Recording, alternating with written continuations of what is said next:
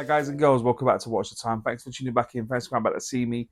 I'm really pleased you've done so, and I'm really pleased about to bring you another Watchdives. I was on the fence about Watchdives, I'll be honest. They've been knocking out loads of new releases.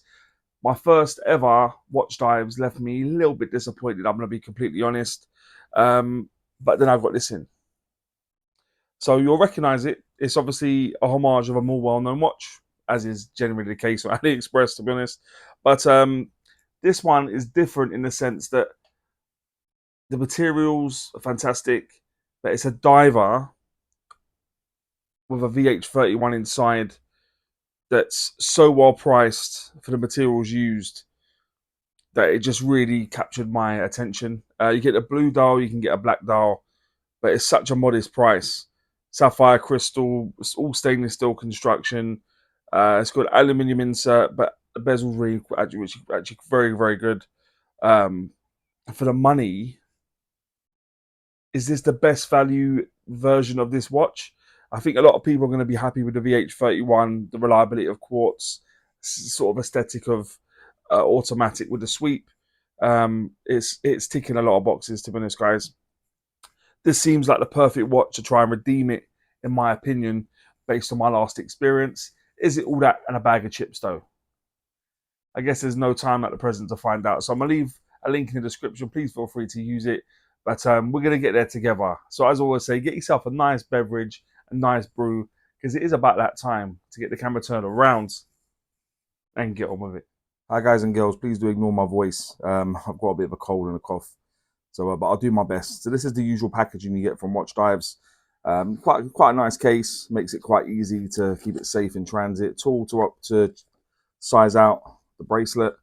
Warranty card not signed. Instruction manual. All the sort of good stuff you normally get. I didn't get another tool with this one, which is a bit unusual. But yeah, two links for it to fit my wrist. I'll leave it up there. This is the watch. Like I said, keeps it nice and safe in transit. The packaging. Nothing too elaborate, but really does do the job. And this, my friends, is the watch. I'm going to put the crown back in because I did take it out in preparation for the review. But this is the WD1969 Pro. I've got the blue dial. I'll bring up another blue dial next to me with different sort of indices. And obviously then you've got a couple of black ones to choose from with the different indices as well. Really good proposition. It's running a VH31 inside, which I'll cover in just a moment. But yeah, it's not looking too bad, is it?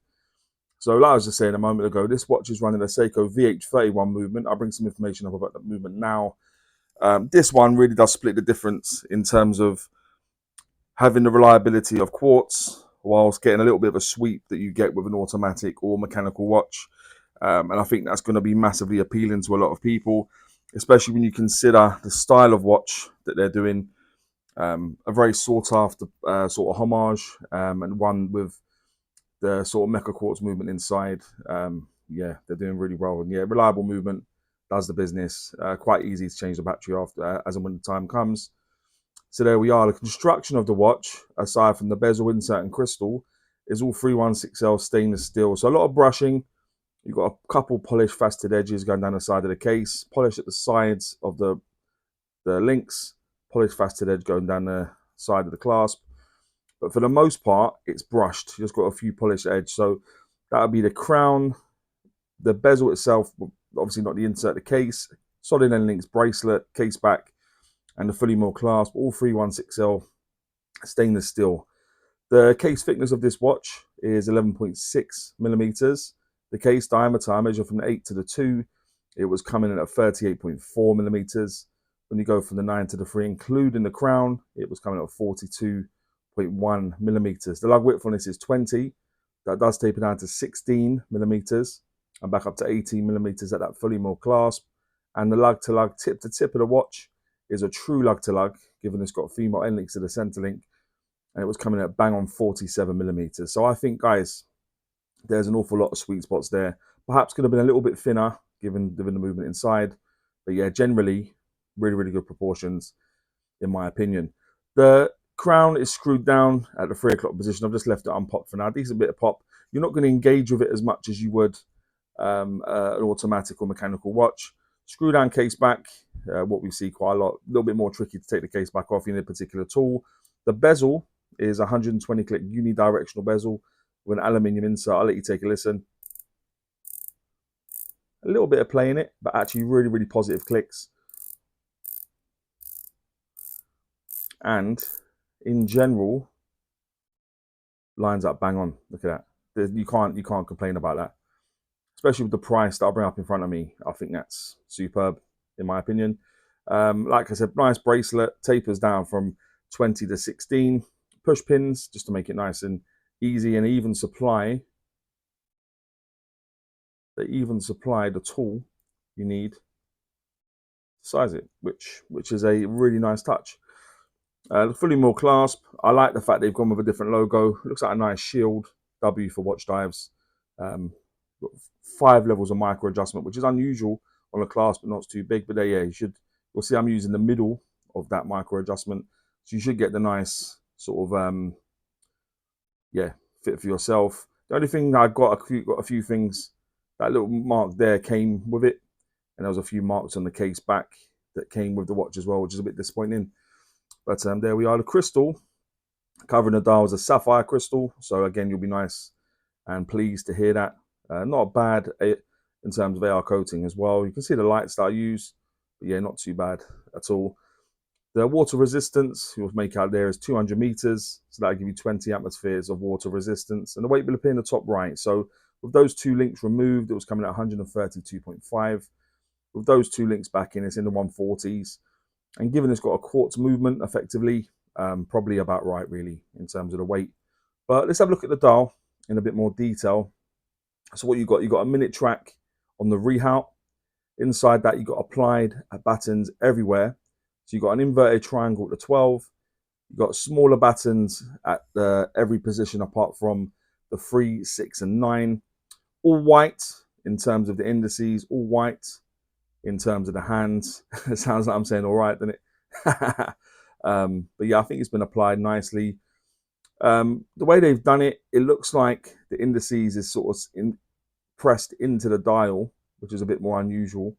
And yeah, I do like the blue, a little bit different from the blue you normally get in this type of homage, but I think it's been executed really, really well, in my opinion.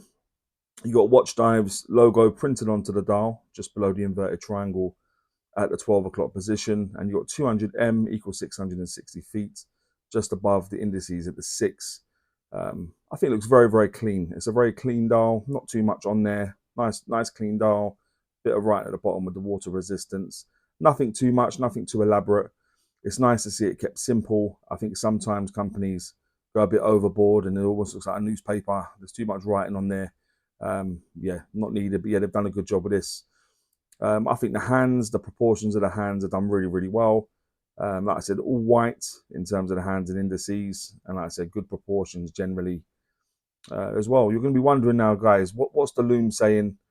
This is normally where you're going to save money, so I'll bring it up now. The loom itself, guys, actually, it surprised me. That's not because I was expecting it to be poor, far from it. It's more because it's quite an inexpensive watch. Nice material was used, nicely constructed, cutting measures in place from somewhere. And fortunately, that hasn't been from the loom. The loom is really good on this. I'd like to maybe send a loom whole bezel rather than just the loom pip, but is what it is.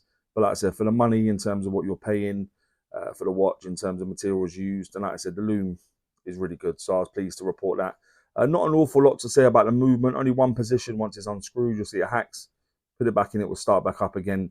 Ordinarily, if it was a dated movement, I'd go through to let you see where the date changes over.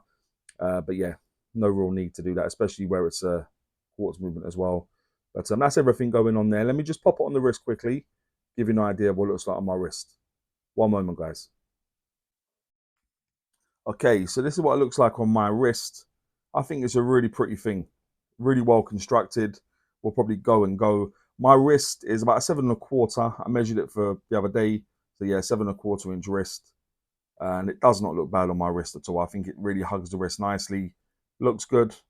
And I can see this doing extremely well. Much, much better effort from Watchdives. There we are. What do you all think, guys? Okay, so guys and girls, that will now take me swiftly on to what I think is pants and Pukka about the watch. If you've ever watched before, you know I always start with pants. I do like to go on high with Pukka. So what I think is pants is I'm going to be honest, guys, there's not really much. All I'm going to say is one thing, and that is the QC damage in terms of what's on the back of the case back, and a little bit on the clasp itself.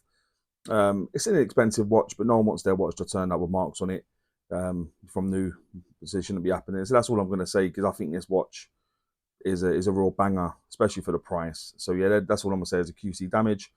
What I think is Pukka, considerably more based on the comments I've obviously made. I'm obviously going to say the sapphire crystal. Some would prefer not to have sapphire crystal on a dive style watch. I love sapphire crystal all the time.